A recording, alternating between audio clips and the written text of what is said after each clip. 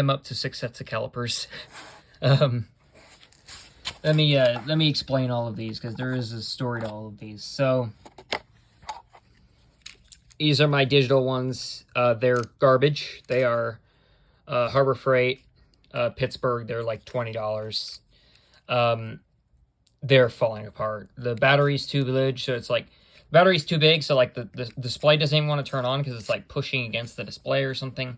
I don't know. They're really crunchy. Like, they do not feel good. This was my first set of calipers ever. My grandpa gave them to me. They're the first set of calipers that he ever gave me. These are Tesa 6-inch dial calipers. They're beautiful. I like them. They're a little bit gummed up right now because they've got magnetized and they got a bunch of stuff in them. So I gotta clean them up a little bit. But they are great, especially when I'm working with my nice drill index, because it has the drill sizes in thousandths of an inch written in it. I grabbed these like a month ago from over there. These are 10-inch vernier calipers. They're a different style than the rest of these, where you measure your OD measurements out here and your ID measurements here, and there's no depth gauge. But this does have, this is the only set that I have that's calibrated. Okay, well that's not what.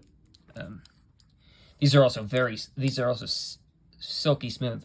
These are calibrated by HP in May of 1989. That was the year that my grandpa got laid off from HP. But cool to have this piece of history that they've been calibrated.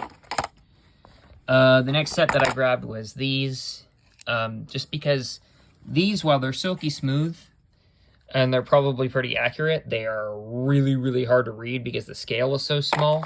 The vernier scale is so small. So these are a whole lot better because the vernier scale is so much bigger. They also have a,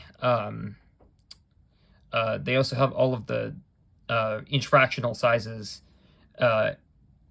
with their decimal counterpart written on the back, which is cool. Yeah, these are nice too. They're the shortest pair of calipers I have. Yeah, they're nice. I wouldn't say that I'm really going to use these for actually measuring things. It's more of getting like just putting it around to like a drill bit or something and then marking it on something. Which I used to do a lot with these, and then I realized that these were a lot better than what I thought they were. And then today, I grabbed these Brown Sharpe ones. These are in perfect condition. The only thing that's missing is the piece of plastic that goes over the gauge there, and I think it's there, I just forgot to grab it, and I can glue it back in place. But these are in perfect condition otherwise. You will notice there's a surprising resemblance between the Tesa and the Brown Sharpe ones, and that's because Brown Sharpe bought Tesa.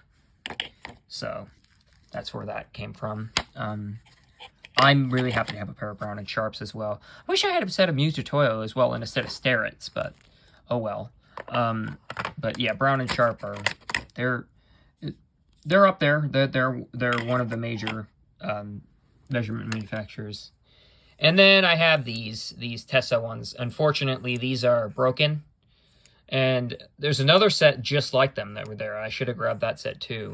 Taken the parts from that other set and made at least one functioning set. These, you can see that the gauge is all screwed up. It's not reading properly.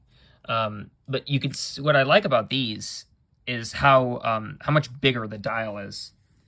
Or it's about the same size, but it's much easier to read. The numbers are bigger and the graduations are bigger. So they're a little bit easier to read. But unfortunately, they're broken, so I'll have to figure out how to fix them. There's also nothing covering that gear track, which there should be something covering that gear track. But anyway, and this is the original case that they're supposed to fit in. You can see this case is the exact same case. It's just these were in this case. That this case is made for the exact same set of these that is still over there, sitting in a drawer that they've been sitting there for probably 2 decades. Anyway,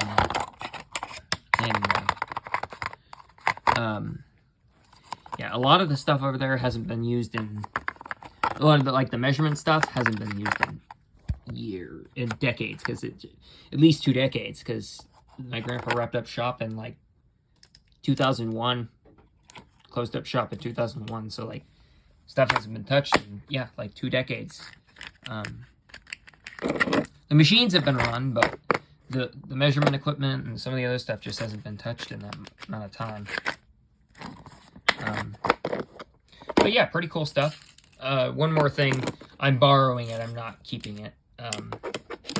I can't have something like this over here, it's just gonna break. I borrowed this just to check the run out on my drill press and my cordless drill. Mainly the drill press though, because I'm having some problems with it. This is a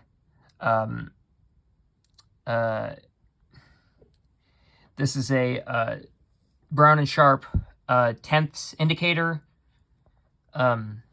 Beautiful, absolutely beautiful. And it's also got the Brown Sharpe magnet block there, with my grandpa's name stamped into it there. So pretty cool. But yeah, I'm borrowing this because I can't have something like this over here. It's just it'll break.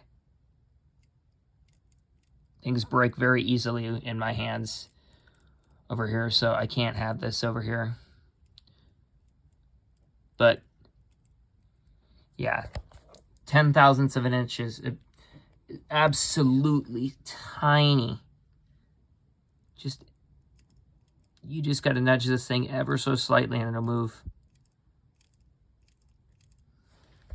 Anyway, pretty cool. Pretty cool amount of measurement equipment.